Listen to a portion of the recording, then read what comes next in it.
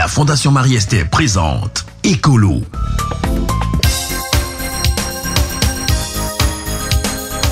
L'urgence d'un reboisement collectif en Côte d'Ivoire est une problématique qui nous intéresse et nous faisons bien d'en parler. Le dernier rapport de la Banque mondiale relatif au changement climatique en Côte d'Ivoire laisse apparaître que la Côte d'Ivoire demeure un des pays les plus vulnérables de la planète à ce phénomène, non seulement par son positionnement géographique proche de l'océan et de l'équateur, mais également à la dépendance de son économie à l'agriculture relativement peu diversifiée et tributaire des conditions climatiques.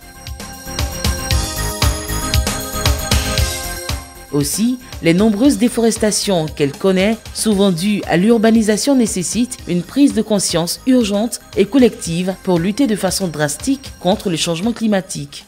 Beaucoup de personnes sont venues en Abidjan à la recherche d'un bien-être économique. Donc ça fait que la population a augmenté et il faut loger des gens. Donc le foncier a subi une pression. Aujourd'hui, les forêts ont commencé à être découpées. Et c'est pareil, nous avons connu une crise qui a aussi facilité la destruction de la forêt ivoirienne. Quand vous montez au-dessus du 8e parallèle, il est interdit de couper des arbres. Mais des arbres ont été coupés dans la région de Boaké, Korogo, etc. pour être vendus. Ça nous montre que la forêt a disparu. Mais la conséquence réelle, il faut regarder la température et la pluviométrie. De plus en plus, il fait chaud.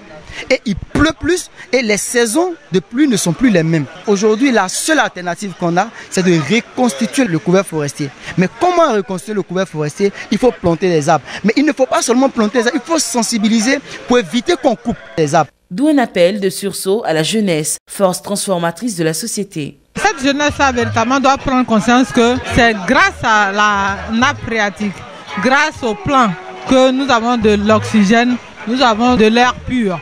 Et donc chaque jeune, de la même manière, il pense à préserver un bien individuel, doit contribuer à préserver l'environnement en plantant un arbre et en respectant l'environnement dans lequel il est.